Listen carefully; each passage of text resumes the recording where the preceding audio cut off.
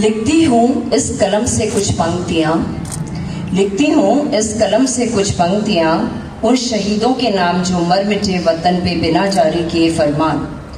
कोई गलती ना थी उनकी, लेकिन आज़ादी की लड़ाई लड़ने में वे सर्वव्यापी थे।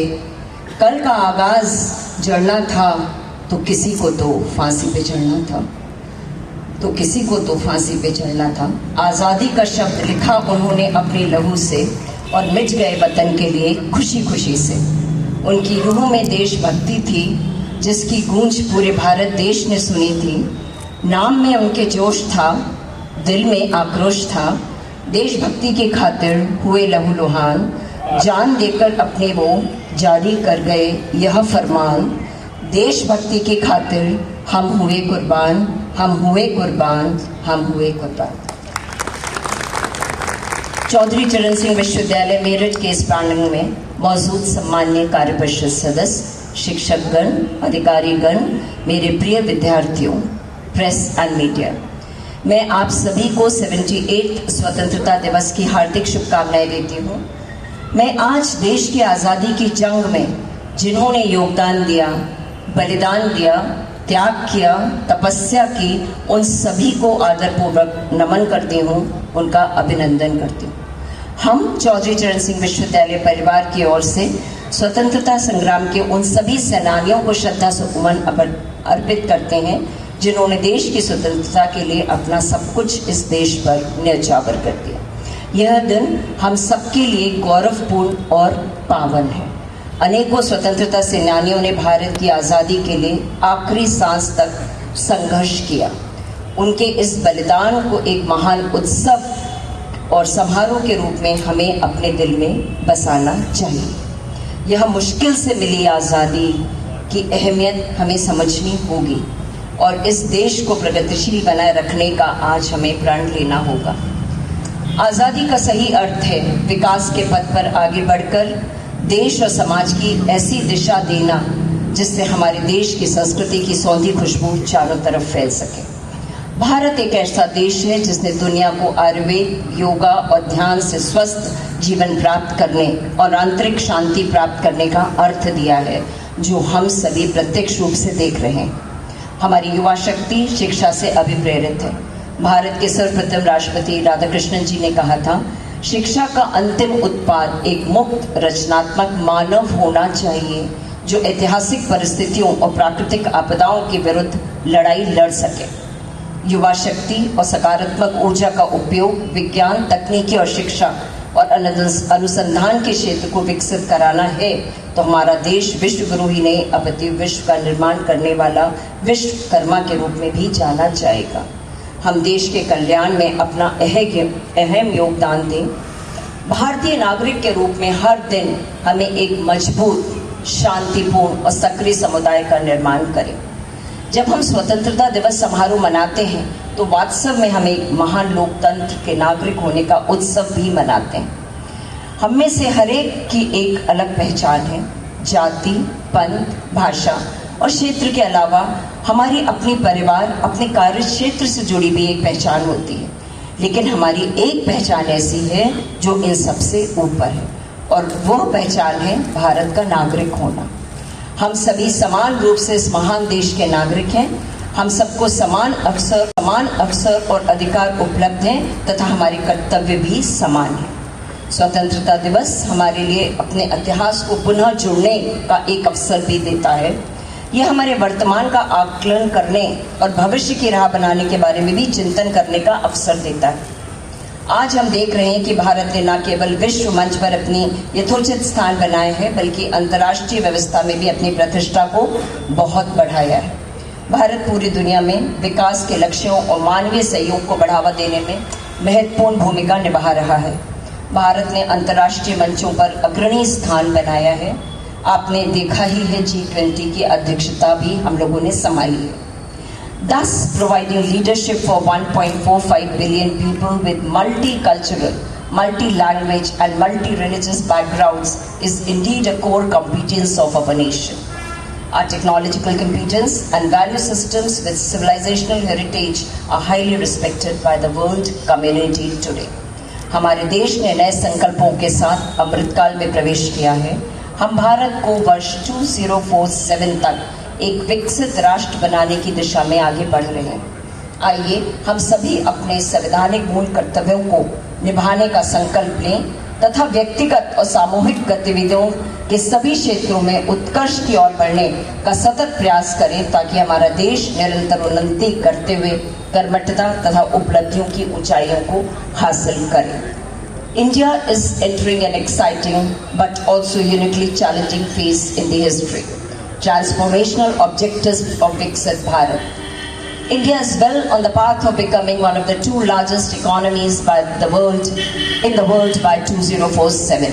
It is predicted that by 2047, India will be a global powerhouse with a size of economy around $35 trillion.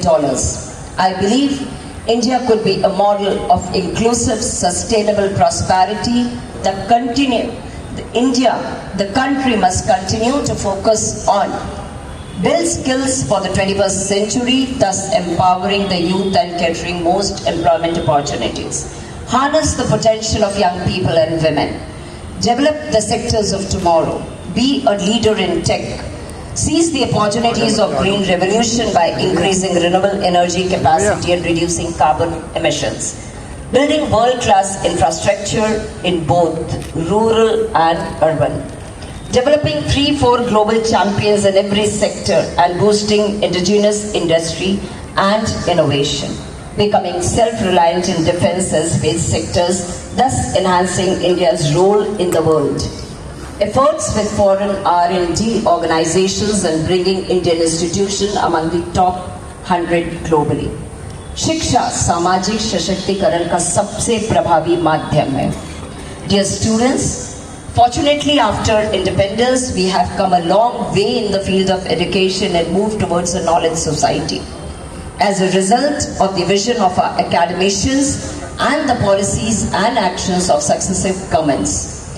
Ultimately, education in its real sense is the pursuit of truth. It is an endless journey through knowledge and enlightenment. Such a journey opens up new vistas of development of humanism, where there is no scope, no room for disharmony, hatred and enmity. It transforms a human being into a wholesome whole, a noble soul and an asset to the universe. Thus, many of our educational institutions have excelled in the world, and in order to revitalize our self-esteem and culture, it is creating an enlightened, dynamic, prosperous society utilizing the advancement of science and technology. The universities and educational system should create two cadres of personnel. A global cadre of skilled youth with specific knowledge of special skills. Another global cadre of youth with higher education. No Indian youth should be without either a world-class higher education or without a world-class skill sets. Chaudhary चरण सिंह विश्वविद्यालय के सभी शिक्षकों, अधिकारियों और कर्मचारियों के सहयोग व अथक प्रयासों से परिसर के कई विकास कार्य संपन्न हुए हैं, जिन्हें मैं तहे दिल से धन्यवाद देती हूँ. NIRF रिसेंटली इस वर्ष देश भर में राज्य विश्वविद्यालय की सूची में हमारा विश्वविद्यालय 51 से 100 रैंक बैंड में स्थान प्राप्त किया है. 2024 में NIRF ने भारतीय विश्वविद्यालयों में टॉप 200 की सूची में हमारे विश्वविद्यालय को शामिल किया है. पत्रकारिता में इंडिया टुडे रैंकिंग में उत्तर प्रदेश में द्वितीय स्थान और भारत में 6वां स्थान प्राप्त हुआ है. QS रैंकिंग 2024 में विश्वविद्यालय ने सदर्न एशिया में 219वें नंबर का स्थान तथा एशिया में 701 और 750 बैंड में हमें शामिल किया है, जो हमारे लिए बहुत गौरव की बात है. स्पेन की एवेबोमेट्रिक्स रैंकिंग द्वारा दुनिया में उच्च शैक्षणिक संस्थाओं में विश्वविद्यालय को वैश्विक पटल पर 32,000 उच्च शिक्षा संस्थानों में हमारी रैंक 139 है, जो अत्यंत गौरव का विषय है. उत्तर प्रदेश उच्च शिक्षा डिजिटल लाइब्रेरी पोर्टल पर सामग्री अपलोड करने के लिए उत्तर प्रदेश के 32 विश्वविद्यालयों में हमारा चौथा स्थान है. ऑनलाइन कॉपी कैटलॉग सिस्टम के दस्तावेज अपलोड करने में पिछले 3 वर्षों से देश भर में विश्वविद्यालयों में हमारा विश्वविद्यालय प्रथम स्थान पर है. हाल ही में केंद्रीय पुस्तकालय द्वारा एक आध्यात्मिक ग्रंथ संग्रह केंद्र स्थापित किया है। ये उत्तर प्रदेश में पहला आध्यात्मिक ग्रंथ संग्रह है जिसमें 6000 से अधिक आध्यात्मिक ग्रंथ पाठकों के लिए उपलब्ध हैं। ये एक बड़ी उपलब्धि है। विश्वविद्यालय परिसर में हुए इन परिवर्तनों की सकारात्मक ऊर्जा आने वाले आतंकों, छात्रों को, अभिभावकों को, शहर के गणमान्य लोगों से सुबह शाम भ्रमण पर हमें इस विश्वविद्यालय की सराहना करते हुए लोग मिलते हैं, जिनका श्रेय आप सभी को जाता है। इस प्रांगण में चौधरी चरण सिंह विश्वविद्यालय के सभी शिक्षक साथी, अधिकारीगण, कर्मचारीगण विराजमान हैं। विश्वविद्यालय के हो रहे विकास कार्यों को मैं आप सभी के प्रयास निश्चित रूप से सराहनीय हैं, जो मैं आपको तहे दिल से फिर से धन्यवाद देना चाहती हूँ। सभी के सहयोग से विश्वविद्यालय विकास के नए सोपान प्राप्त कर रहा है और इसके लिए इस परिवार की मुखिया होने के नाते मैं आप सभी को बधाई एवं शुभकामनाएं अर्पित करती हूँ और आशा करती हूँ कि आपका ऐसा ही सहयोग मिलता रहेगा। मैं अपने छात्रों से ये भी कहना चाहती हूँ कि वे उच्च शिक्षा के इस अध्ययन काल में अपने मनोबल को बढ़ाने के लिए एकाग्रता, इच्छा शक्ति पर पूरा ध्यान दें और अपने माता पिता को इस आशा से कि उन्होंने आपसे बहुत सपने संजोए हैं, उनको पूरा करें। अंत में मैं आप सभी को स्वतंत्रता दिवस की हार्दिक शुभकामनाएं देती हूँ और इन पंक्तियों के साथ विराम लेती हूँ। आओ देश का सम्मान करें, आओ देश का सम्मान करें, शहीदों की शहादत याद करें, एक बार फिर से राष्ट्र की कमान हिंदुस्तानी अपने हाथ धरें, आओ स्वतंत्रता दिवस का मान करें। जय हिंद, जय भारत।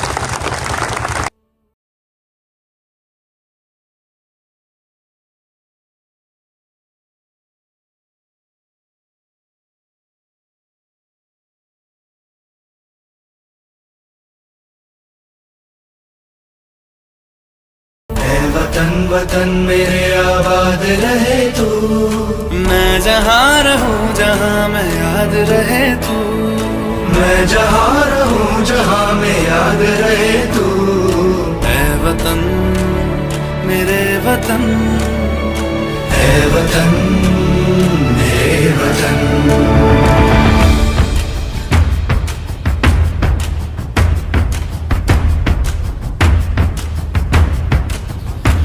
तू ही मेरी मंजिल है पहचान तुझी से, तू ही मेरी मंजिल है पहचान तुझी से।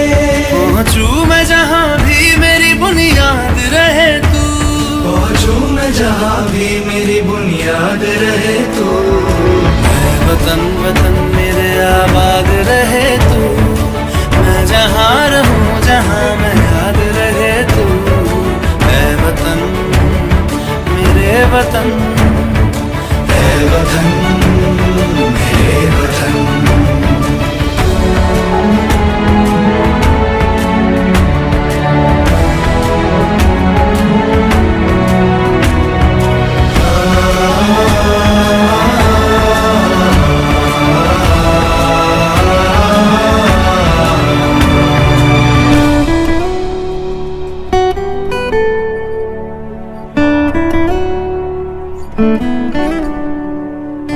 तुझ पे कोई गम की आँच आने नहीं दूं, तुझ पे कोई गम की आँच आने नहीं दूं। कुर्बान मेरी जान तुझ पे शाद रहे तू, कुर्बान मेरी जान तुझ पे शाद रहे तू।